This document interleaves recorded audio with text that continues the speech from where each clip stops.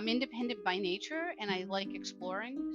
So I've always blazed my own path. When someone says, oh, you can't write an article for this or that, you're in your 20s, or you can't teach because you're in your 20s, I'm like, forget it. I'm just going to do it.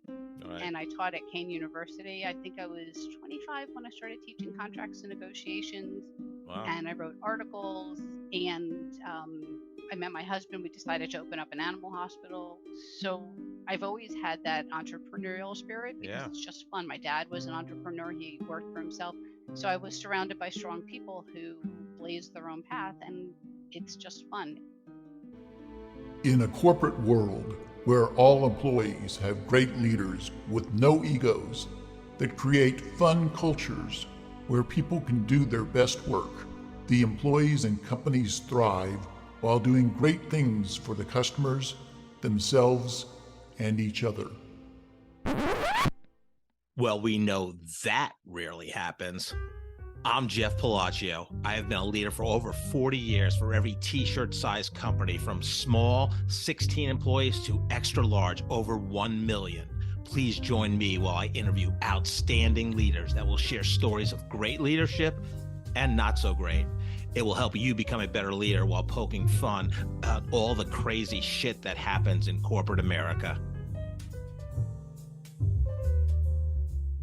Hi, I'm Joe Deshawn, and welcome to the Corporate Couch with Jeff Palacio. Today's episode is brought to you by Palacio and Partners, providing turnkey podcast creation, hosting, production, promotion, and related creative resources for you and your business. Today, Jeff is interviewing Dana Bernstein. Dana is a conflict resolution author, speaker, consultant, and the principal of Dare to Live Brave. She also founded and manages a family-run animal hospital. Dana has published 30 articles on contracts and negotiations. She produced 8 PMI webinars with Mastering the Art of Human-ness in Project Management, Serving Others Through Powerful Communications, garnering 52,000 views since March of 2020. In 2025, Dana published It's the Thought That Counts, Mastering the Art of You versus You, an interactive book helping individuals resolve internal conflict to better navigate external challenges. She has a master's degree in dispute resolution from Montclair State and is a court-appointed mediator. She is a project management professional and a certified meeting professional. You can learn more about Dana at danalynbernstein.com. Let's listen as Jeff talks to Dana. Dana, welcome to the Corporate Couch this morning. Thank you for having me, Jeff. Yeah, I'm fascinated to talk to you. The conflict resolution, you have more initials after your name than maybe any guest in Corporate Couch history. So that's cool. I love what you said. I think it's in your LinkedIn. You're a education seeker in many fields, and you just follow your heart. It's really cool. I love that. You grew up in Jersey. What was fun for you growing up? What you love doing? Being outside playing until the street lights went out, and eventually we went back in, and it was a very good community in my neighborhood. We had fun. We played all the time and gotten into adventures, some misadventures. And we had a brook in our backyard, which was fantastic because we could go. It wasn't really a fishing brook, but we could get into a little mischief in there. So all right. What was the biggest thing you did that you got in trouble from your parents that you want to reveal publicly? Yeah, probably not a good idea to reveal that public. My parents were easygoing. So I was lucky. We had structure, and they were pretty low key as parents. Yeah. Any aspirations as a child? Did you want to be an astronaut, a doctor, or just wanted to have fun growing up and figure it out later? I think more like fun growing up and figuring out later. I was an easygoing child, maybe not so much as an adult, but I was very easygoing, go with the flow, not a heavy thinker. I got into being a deeper thinker later on, or an overthinker later on in life. But as a child, it was just very carefree and easy. Yeah. A lot of freedom. Yeah, no, I love that. And then you went from high school to Rider College? Went to Rider. Yeah, when nice. It was a college, now it's a university. I went to Manhattan College in the Bronx, and same thing happened last year. It became Manhattan University. It's kind of weird to say it. We used to always call it the University of Manhattan when we went there. just for fun, I guess. Yeah. So I saw you graduated a communication and professional speech BA and a minor in French. Was that kind of your when you were 18 and full semester? Was that your original majors? French was a major later on, or minor later on. The major was, we had an option of education, business, communications were the main three at Rider at that time, and communications was the best fit. So I just went and did that. Professional speech I found extremely interesting. I think in hindsight, it would be very cool to have been a speech pathologist. I love how sounds are formed and all of that, but I just stuck with regular communications. And when I had to do a language, everyone has to do a language in college. In high school, I wasn't really great at Spanish. I think I passed by 1 point. I barely made it. Like senior year, okay, let me try German as a language Right. as a high schooler. So I tried German, loved it, loved it, loved it. And when I got to college, I had a choice to say, well, what language do I want to pick? And I ended up standing behind a really cute guy, and he chose French. And I'm like, oh, maybe I'll learn how to speak French, and I'll do the little 6-week French class so I don't have to take it during the semester because Right. languages were not my thing. Right.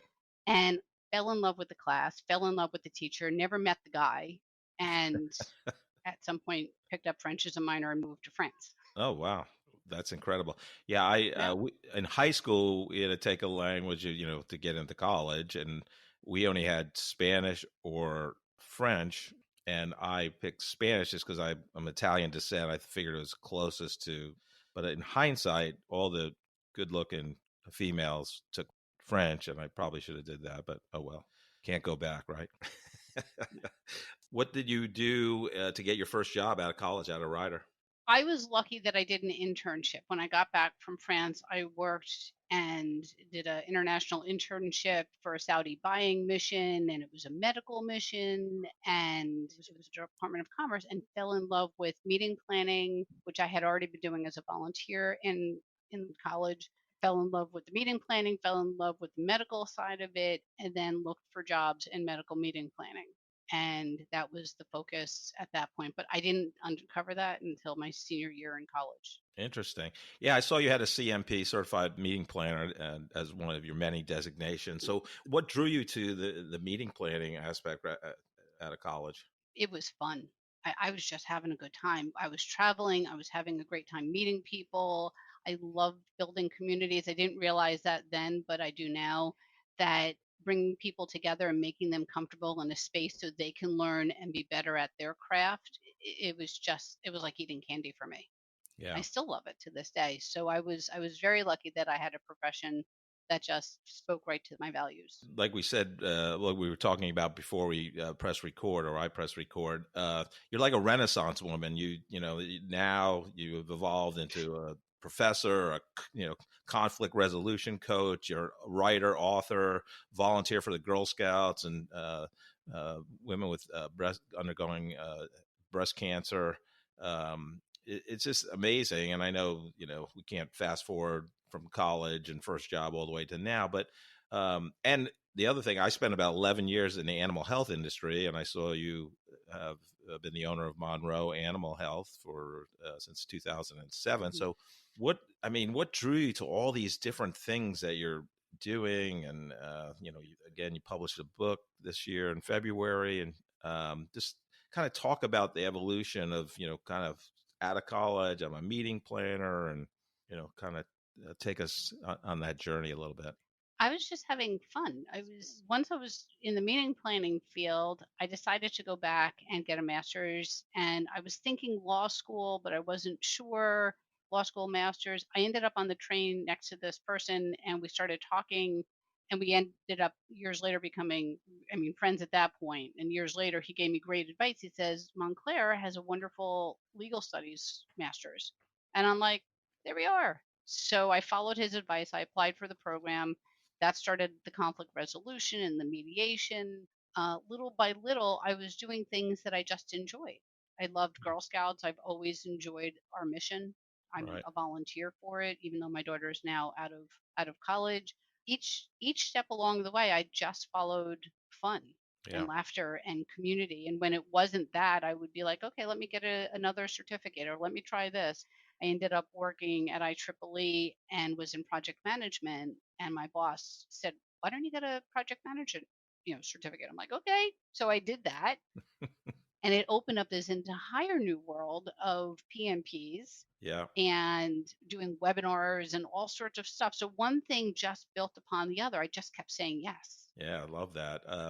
Yeah, I was it's so interesting, and I think it was in your bio. And I never got a PMP certification, but I did a lot of project management just because that's what I did. Um, and you had a very popular webinar for the Project Management Institute called Mastering the Art of Humanness in Art Project of, Management." And talk about yeah. that, because I love the humanist part of it. Like, because you know, and yeah. So what is that about? Well, I was doing webinars for PMI for the PMPs, and I started with conflict, and I went into contracts, ethics, negotiation, and they became popular. I've had 9, 10,000, 15,000 views on each of them. And one of the people at PMI said, "Can you do something for PM Expo?" And I'm like, "There's going to be thousands of people there. I don't know if I'm ready, and I don't have anything at the ready to present." And she's like, "You'll be fine. Just come up with something." So as I was going to this Girl Scout event with my daughter, I was thinking, well, what do I like doing? And it's all about the human condition. It's all about how do we bring humanness and make sure that the human is the most important thing. Because anytime you focus on yourself and other people, you just build better products, better projects, better existence. That interconnectedness is so important. So I said, "Oh, well, let's try that." And I played around with it for a little bit. I had a short time frame to whip one of these webinars together, but it was one of my favorite ones. I think there are 54,000 views at this point in or about, but that doesn't count like the 2,500 people that were on listening to it live. So Right. it was a lot of fun. I love delivering that one. Yeah. No, the title's fascinating to me. And I love it, because most project managers, they're not human, basically. No, I'm kidding. You know, but Yes, they are. They have to uncover themselves under all those extra jackets that they're wearing that don't belong to them. But yeah. yes. Before you went out on your own, kind of you seem like a person that whatever you were doing at the time, you loved it. But was there a specific company that you really were fond of and you loved being there? Or talk about the early career before you went out on your own. Um, MPE Communications was the most fun ever. We were traveling, flying, doing community, laughing. It was a wonderful community. Every now and again, we do a reunion. It's 20 years later. Um, Wonderful, just wonderful people. Great mission, helping physicians get educated. Uh, I enjoyed my time at IEEE. We had a nice staff. We really built some nice things. And Rutgers, I'm there now. And again, we're building wonderful programs to help people get out of their own way. Whichever programs they are, it's always in service to other people. So I think that's the biggest driver for me is having fun with my community and helping other people where we can. Yeah. When did you decide I'm going to stop being a W-2 outside of being a professor and teaching, and go out on your own? Um, I'm independent by nature and I like exploring. So I've always blazed my own path. When someone says, "Oh, you can't write an article for this or that, you're in your 20s, or you can't teach because you're in your 20s," I'm like, forget it. I'm just going to do it. All right. And I taught at Kane University. I think I was 25 when I started teaching contracts and negotiations, Wow. and I wrote articles. And I met my husband. We decided to open up an animal hospital. So I've always had that entrepreneurial spirit because Yeah. it's just fun. My dad was an entrepreneur. He worked for himself. So I was surrounded by strong people who blazed their own path, and it's just fun. It's fun walking both lines, having the community at a job and also building the thing outside of the job. I was at Park University teaching. I was probably like 27. What was it like for you? Like, your students are basically your age. Like, was there any ahas in the early days of teaching?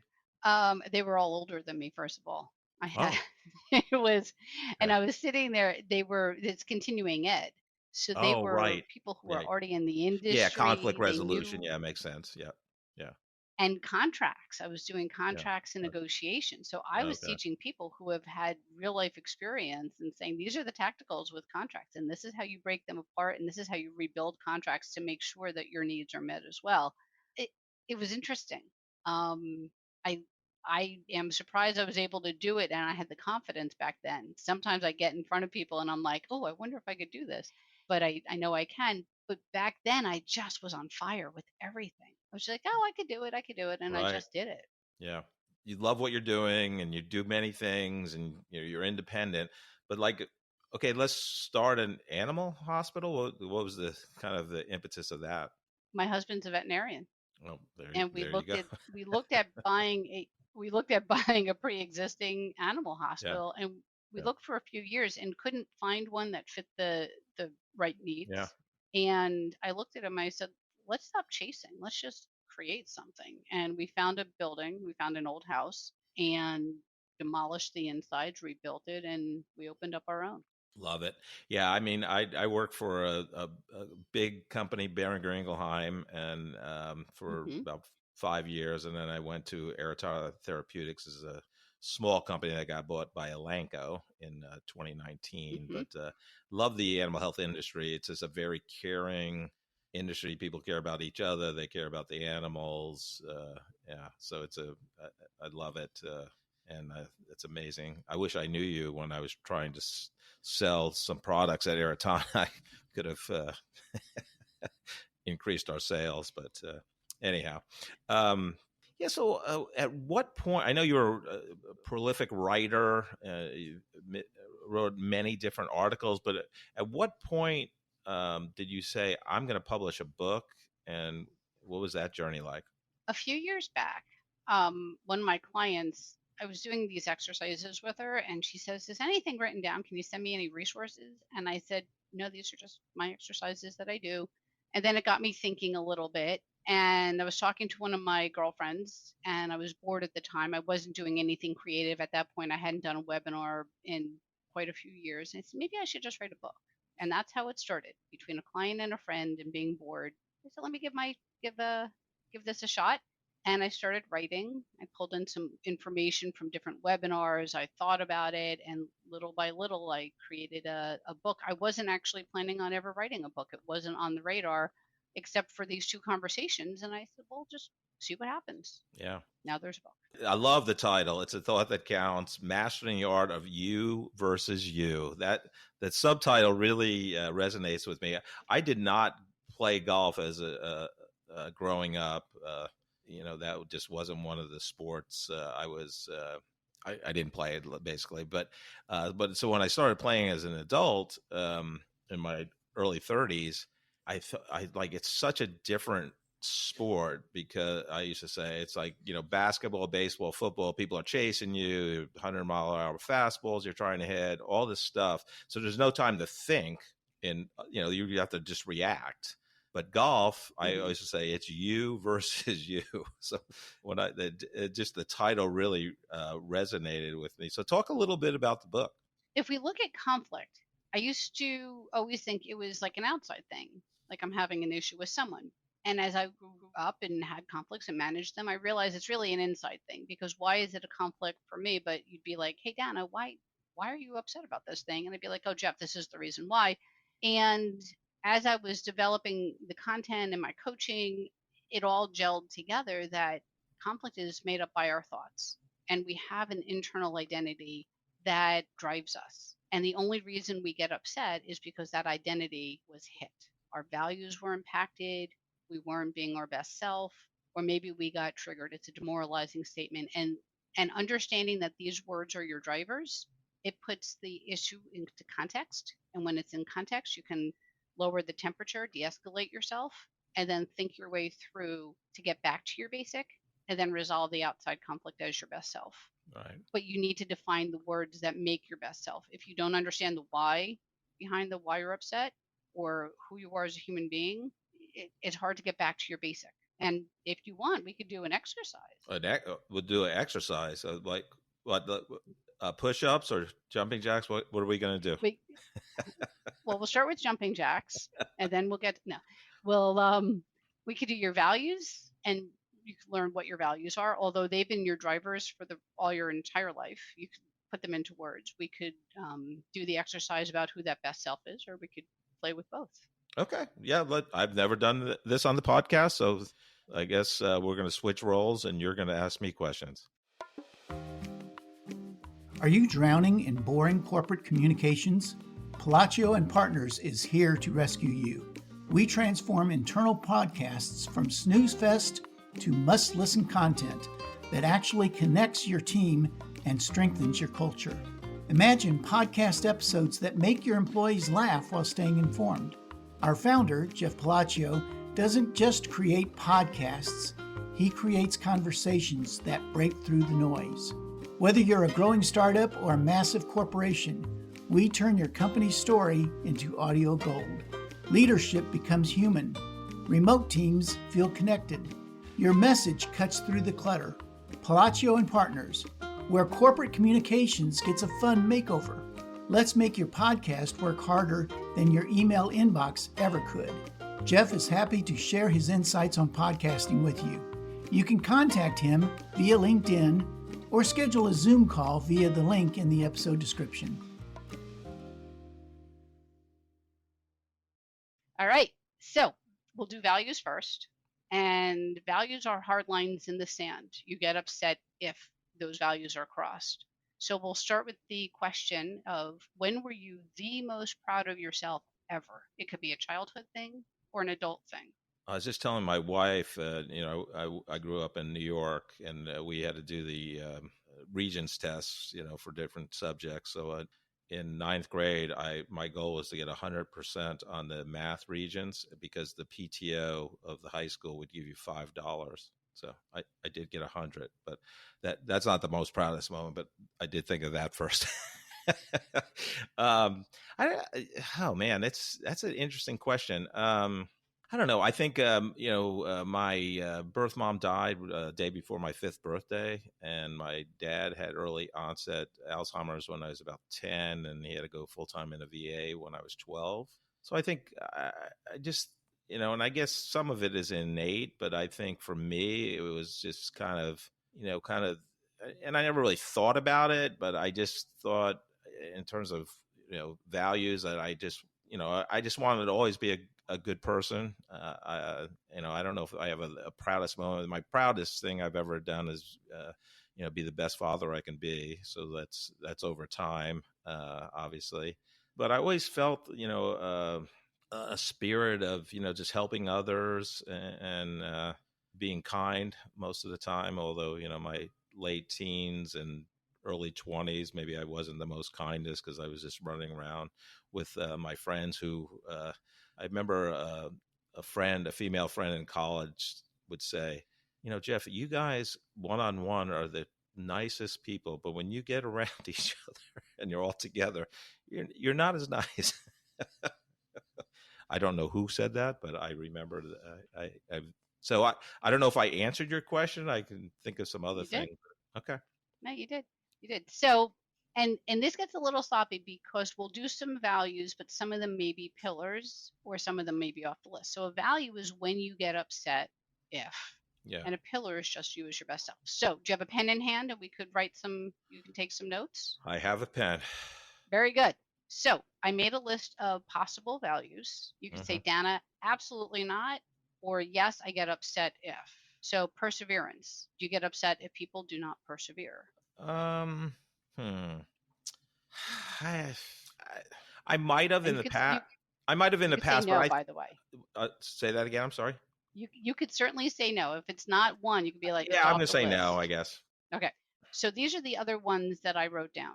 I'll just give you the list. We could go one by one afterwards. Independence, excellence, strategic thinker, empathy, kind, integrity, provider, service, and adventure. Yep, they all resonate. Okay. So we're going to look at it and say, do you get upset if? So is independence a value, or self-reliance, something around that?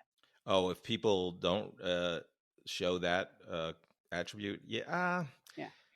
The one thing that does come up to me is loyalty.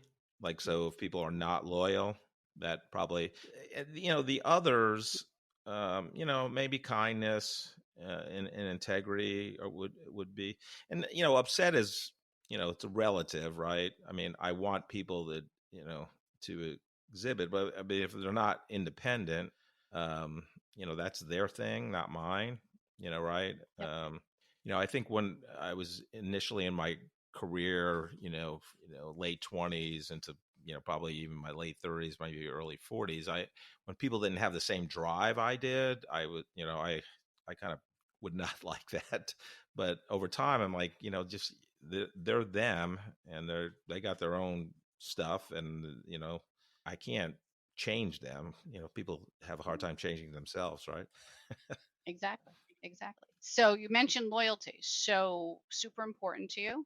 I would say Loyalty. yes. Okay. Integrity. Be who you say you're going to be. Do what you say you're going to do. Yes. Okay. Kind. Everyone should be kind. And you get Yes. annoyed, bothered, upset. Fine. So Well, uh, yeah, I'm not going yeah, to throw chairs or anything when they're not, but yeah, I guess. it bothers you. Yeah, a little bit. Yeah.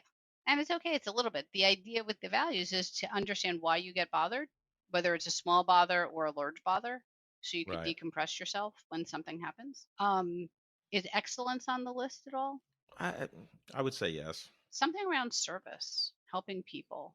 Again, upset, bothered is all relative, but I would say yes. That service is important to me. Is it you as your best self that you don't care if other people have it and you wouldn't be you without it? Yeah, it's more of the latter. I would not be bothered with others. Not being that. Yeah, right. Same thing, empathy. Is it just a you thing that you just have a high degree of it, or is it not on the list? I would say not on the list. Not on the list. Provider, whose family is important. Is provider Um, a you thing, or is that a value? I'm going to go with value. It's a value. Yeah. Okay. So it looks like your values are excellence, kind, integrity, and loyalty, from what you're saying. Yes. Do you get upset with any other reason you get upset? So you could synthesize it into some words: respect, honesty, transparent, just, fair, any of those things. I think honesty is important. You get upset if people aren't honest? Again, yeah, relative, but yeah, I'll say yes. Yeah. Well, if you could pinpoint why you get upset, then when things happen, you boil it down to right now there's 6 words that make you upset. And when they're crossed, you could say, wow, was I expecting something or someone to be excellent and it wasn't?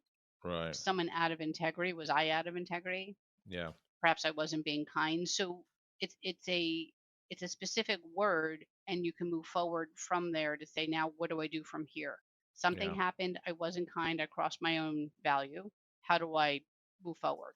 Or someone else was out of integrity, and how do I deal with that? All right. Am I supposed to answer that?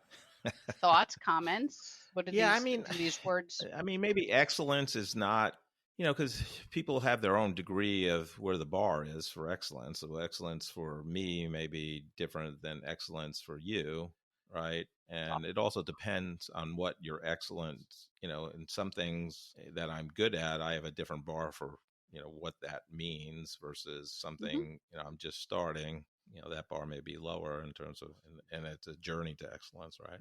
Yeah. All right. So that comes off the list. So you're left with kind, integrity, provider, loyalty, and honest. Sounds good. All right. So for you as your best self, the pillars, tell me a time when you were the happiest ever. The walls were down, you were feeling very comfortable in your own skin, you just time melted away. Like a project or an event or any of the above. Could be anything. Childhood thing, adulthood thing. Hmm. I would say the birth of my daughter, who was the firstborn. What are some of the characteristics of that guy that just had that newborn? I'll give you my sample and then I can go back to you if that would be helpful to give characteristics. Sure. Okay. Outside identity. Wife, mother, daughter, worker, brown hair going white, outside characteristics. Internally, who I am is community, passion, laughter, and peace. And that is my best self. And I use those as jackets to manage life when it's hitting me. So, how do I have community with other people? How do I get back to community with myself? How do I make people laugh? Or how do I laugh at myself? So, inside or outside, I can move these pillars. I'm all about peace. I like a very easy existence. I don't like to make waves. that sort of thing. So these four characteristics are mine. I don't get bothered if people don't have them, but they're part of my internal identity. And it's always how I've overcome challenges as being one of those four pillars. So when you describe who you are with those characteristics when you're first born when she was born, if you could be that guy all the time as you're overcoming challenges, that's the words that we're trying to describe right now. Yeah, I mean, I, I, I actually wrote a LinkedIn. I had a LinkedIn post on Father's Day. Father's Day was about 5-6 days ago, and it was really about my journey as a father. Like I always wanted to be a great father. So so that was, you can't be a great father unless you have a child. So I think for me, it just was an innate sense of, I wanted to give something that I didn't grow up with, because I have, vague recollections of my dad just because he was ill. And I just, just a sense of purpose and accomplishment. I think it's, being a parent is I think it's the biggest responsibility you have to raise a healthy child into, raising an adult, right? You want them to be responsible, kind, have integrity. And it brought a sense of purpose to me. Not that I didn't do it, wasn't successful professionally, but I think it just, I felt it was a thing that it was an overarching, for the good of mankind to raise, great adults. So if you had to put some words to that time in your life, what would they be? I think joy, sense of responsibility, challenge, the ultimate helping others, right? In terms of, you're totally responsible for the, because they can't do anything by themselves when they're born. Yeah. Yeah. Joy, love. I mean, it. All right. Yeah. So to add some context, we have helper, joy, love, challenge, purpose, and I would like to add another word for you to consider is connected. Yeah. Yeah. That is really important for you as a human being to be connected. Yes, 100%. Yeah. So when you use that connected self and you have an issue coming up, how do you connect with yourself, or how do you connect with others? An issue, you mean? Anything. A difficult conversation, something that happened that you have to manage. How do you dial up connection and use that as a lens, that natural self as a lens to overcome what you need to do? Well, again, over time, so where I'm at now in life, I think it's, it's the empathy part. Like you really want to put yourself in that person's shoes to deliver the message. And, I think if you deliver it with respect, kind, I've had to fire, a fair amount of people over my career. And, again, you want to put yourself, and I think it's helped that I got fired per se, but reduction in force, jobs are eliminated, and you just have to be, I believe God or the universe puts you where exactly you need to be in life, and think, well, everything happens for a reason, just for your greater good. So that human self, that humanness that we talked about at the last webinar, that's the humanness of you, right? Kind, right. integrity, provider, loyal. Yeah. That best self, service, connected, joy, all of those words have allowed you to manage those difficult conversations, to get you to where you want to be in life, to start your own podcast, to do all the things that are important to you. That's how you live your values, and by being your best self. Those two, that bucket of words. I would like to welcome all the listeners to the Dana Bernstein podcast today that we're having. No, this has been fantastic. I'm like, I feel like I'm on somebody else's podcast. I love it though. Well, you talked about humanness, and I was just interested in who you are as that human being and what makes you so great. Yeah. So hopefully the exercises were okay. They're a little sloppy in the beginning. We're doing them live, first of all, but they're a little sloppy to get to the right words that mean something to you. So a lot of cross outs and. Well, I can see, it's a journey, get there, as well as, a journaling exercise where you're just kind of free flowing and sitting down in stillness. And, So now I'm even more excited to read your book so I can actually do the exercises on my own. Well, that's yeah, I was gonna say that's Not chapter live. 4 in the book. Once you outline who you are, then bounce around and have some fun in the book to Yeah. meet your thought committee Yeah. and to learn who you Right. are and how do you deploy that best self. It's good stuff. It's fun. Yeah. Yeah. So I want a little bit more about the book. I'd love to dig in. First of all, like it's your first book, right? But it's 442 pages. Like a lot of people's first book is, 150 pages, 200. I mean, like that's a deep dive. How long did it take you to write it, and what was your writing process? 3 years, and actually it took me 3 months to write the first copy and 3 years to fix the first copy. 'Cause it Oh, wow. was that bad. Oh, wow. I learned I wrote backwards. I wrote where things should be in a sentence were on the inverse. So it was a lot of editing, redoing, and fixing. So from start to finish, 3 years, 3 months. Yeah. Um, it was not supposed to be this many pages, but I kept thinking, well, we negotiate with ourselves all the time. Let's have a chapter on negotiation. But how do Right. we bounce back when something happens? Oh, we need something on resilience. And then I started thinking Right. about my great aunts, and they're like a little thought committee in my head. And they run Yeah. around, and each has their own personality. So each chapter just evolved. Yeah. Yeah, that's it. It's fantastic. Did you have a writing mentor, or even throughout your career, what kind of mentors did you have kind of shape you from the early days till right now? I have a fantastic community of people. Back when I was at MPE doing medical meeting planning, I had editors, and I went to Lorette, who was one of our editors, and I said, I want to write an article. She says, you can't do that. You're too young. And I said, I'll be fine. Just can you edit it? And she said, fine. So I wrote it. She edited it. It got published. So I have like 30 articles in or about published from 95 until 2011, something like that. And then when I was writing the book, I have all my coaching friends, and I'm like, can you look at a chapter? And they'd be like, oh, this is horrible. And I'm like, okay, how do I fix it? And I go back, and it was a lot of back and forth. But my community was really honest with. There was a lot of transparency. There was a lot of wonderful feedback. I loved it. I loved being challenged, and it just kept making the product better. Yeah, it's fantastic. I called you a Renaissance woman, and I can't believe I skipped over that you're a second degree black belt in MMA. Yeah, yeah. Now, what? Almost a What? first degree in Goju-Ryu. Almost. Yeah. I was brown belt, 2 black tabs, about a year away from my first belt in Goju-Ryu. It's an Okinawan style, like Karate Kid, same style. Okay. And I was pregnant, and so my obi was up to here, and my belly was out to there, Oh, and I had to stop. a little hard to It kick. was it was still good kicking. They couldn't punch me, so my karate group Right. could not punch me back when I punched them. That's not a Nor did bad they thing. want to.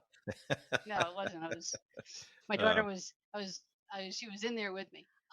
But eventually I had to stop because I gave birth, and then I didn't go back because I had one child, and then right after I had a second child, and then we Right. moved. So then when I started back up, I went to an MMA school and had to start from being a white belt again, which was Wow. fine. A little difficult nut to swallow, starting again from the beginning. And then I Right. learned a whole new style. Eventually, first degree black belt, second degree. Then I stopped, and now I do dancing instead Oh, of wow. karate. So, I mean, why karate though? I mean, like you could pick so many things fitness wise. Like that's so interesting. Um, I was working tremendous hours at MPE. It was from 6 in the morning until 7, 8, 9 o'clock at night, and it was every day. It was wonderful. Had a great time traveling, and I said I need to have a break.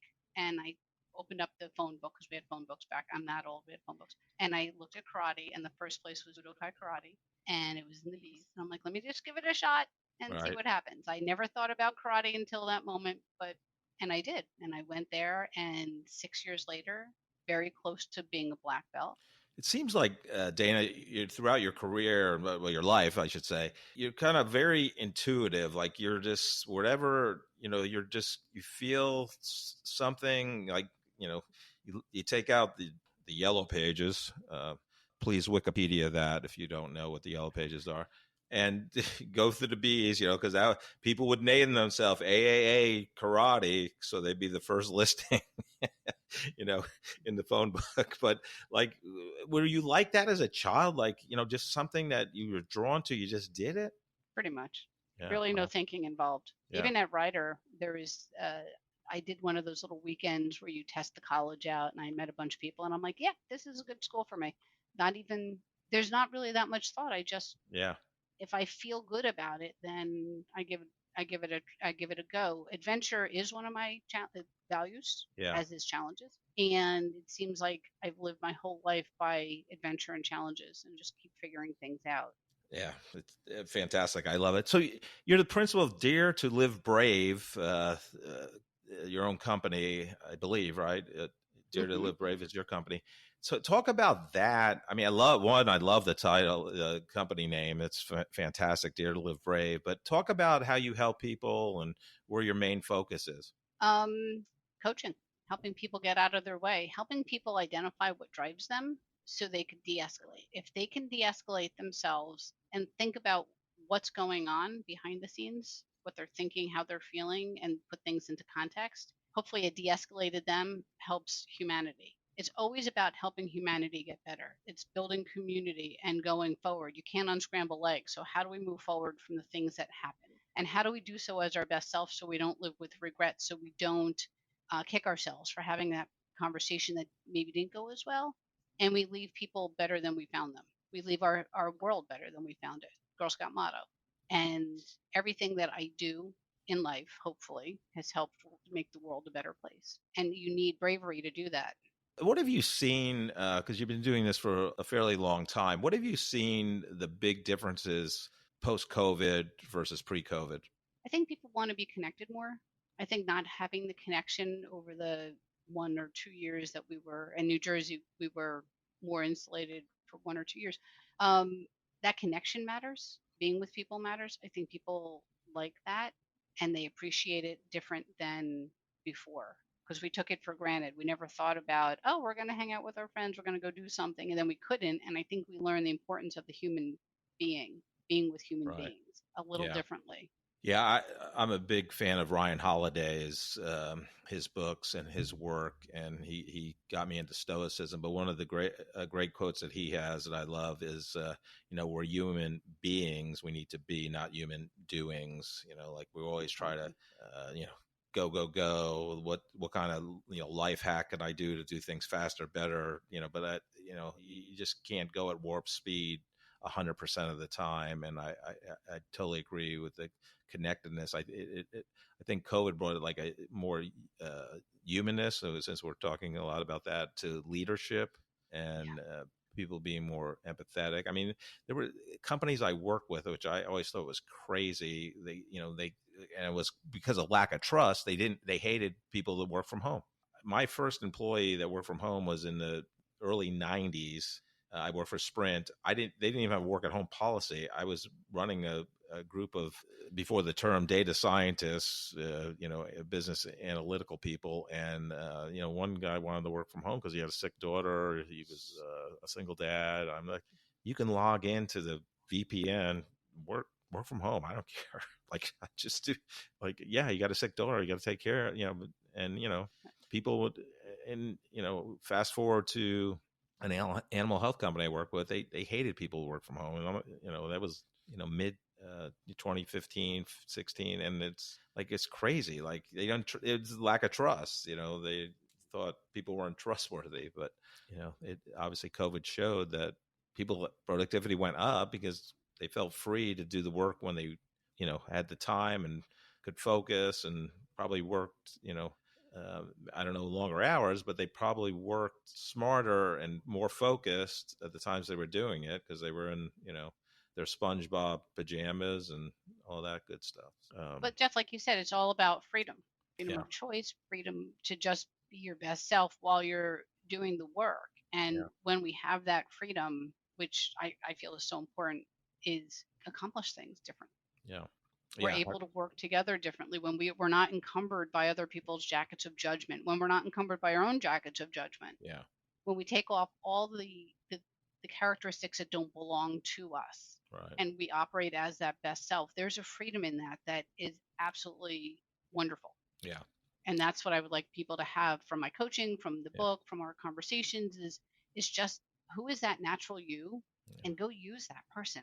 Right.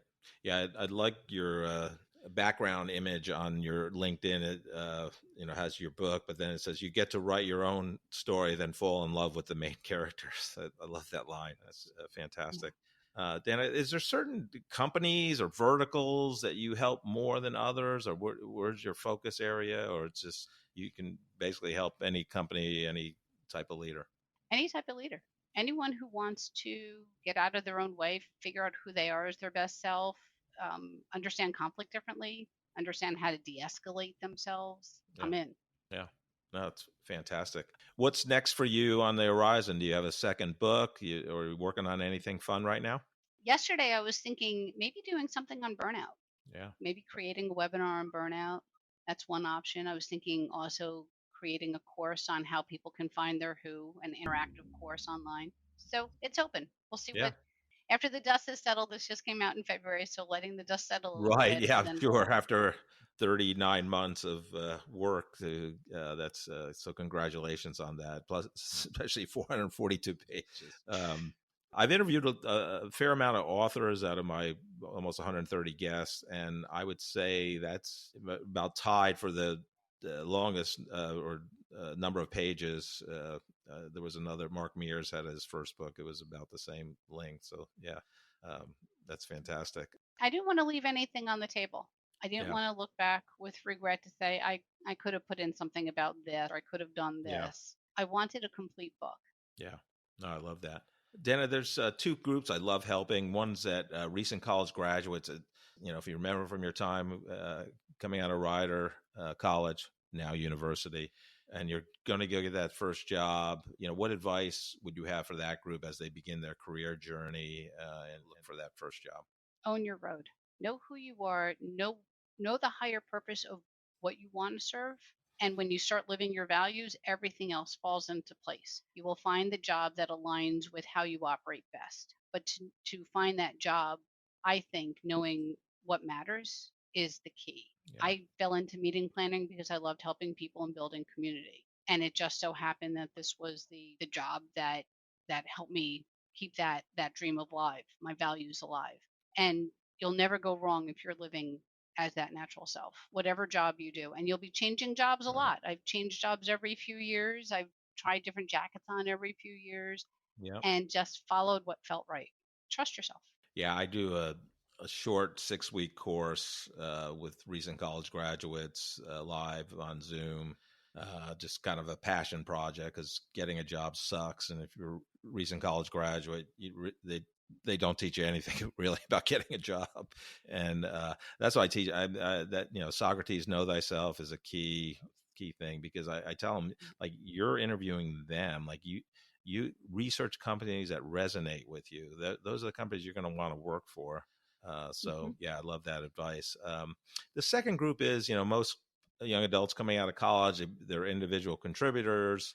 Some of them want to take that career path to actually lead a group of people from an org chart perspective and be responsible for a team. What advice would you have for them when they get that promotion and, leading a team for the first time? Trust your gut. You've helped people all your life. Now you have a group of them. Listen, lead with your best self. For you, it was empathy. For other people, it will be service. For other people, it will be teamwork. But everyone has their hook. So dial into what matters and trust that you know what you're doing, and listen. Love Listen that. to yourself, listen to others. Yeah, trust your gut. I love that. Dana, thank you so much for being on the corporate couch this morning. It was fantastic. I'm glad you put me under the microscope. Never did that on the podcast before, at least my own podcast. But yeah, no, it's phenomenal. I can't wait to read your book. Great. Thank you so much for having me on. And I look forward to any other conversations.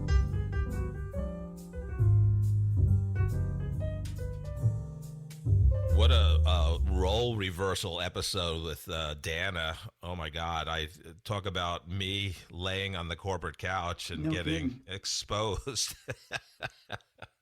I did have my clothes on, by the way. It was such an interesting exercise at values versus pillars. And she did ask my permission if, we wanted to do that. And I said, sure. I thought I thought, hey, it's different. But I mean, literally, it was hard. Like the proudest moments of my life, and do I feel upset when people don't abide by my values. It just was very interesting for sure. That would be a very telling psychotherapy moment.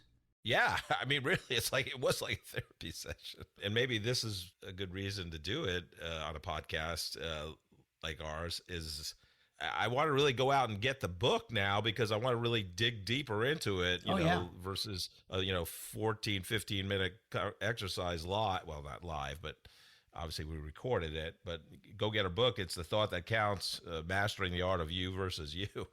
I'm like, and what a great first book, like 442 pages. That's amazing.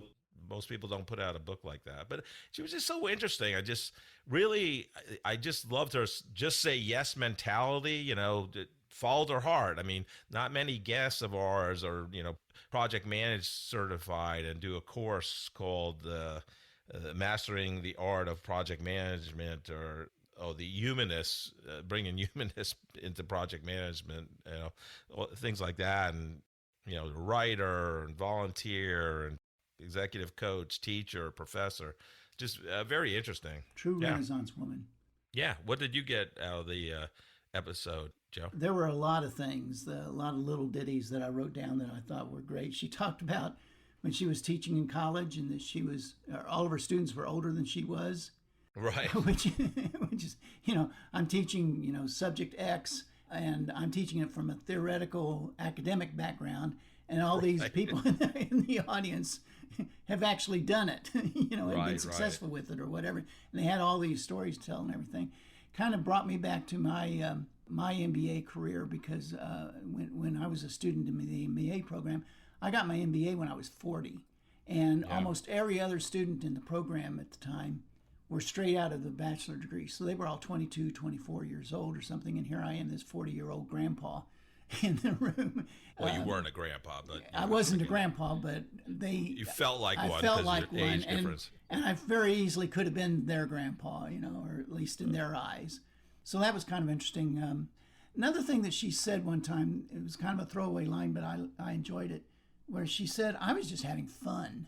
And it seems like a lot of the things in her life just had to do with enjoying it, with having fun with it. If she thought she could have fun with it, that's one of the things that she did. And she certainly did a lot, and a lot of varied stuff.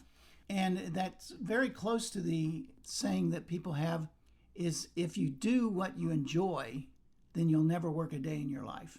And I think that's kind of what she was portraying there was, if I actually enjoy doing X, whatever X is, I'm going to have a good time. And if I can make some money at it, so much the better.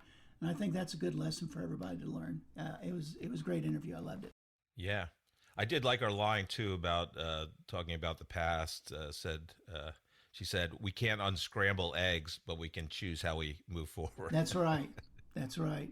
If you're going to make an omelet, you got to break some eggs. There you go. Joe, you have any updates for our great listening audience?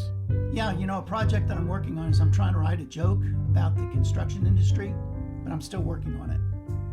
Thank you so much for listening to this episode of The Corporate Couch. If you enjoy the podcast, I would love for you to take 2 minutes out of your day to rate us 5 stars and write a review. Please join me next week to learn from another great leader sharing their professional journey and insights.